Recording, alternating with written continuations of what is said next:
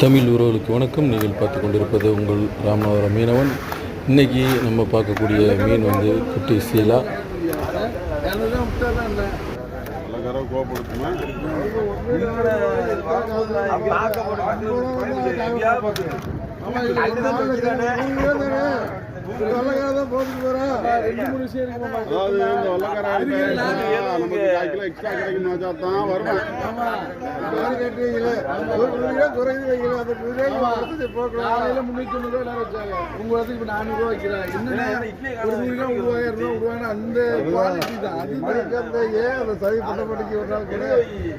சலுகை செய்ய முடியல. ஏன் வெள்ளக்காரனுக்கு அள்ளி போடு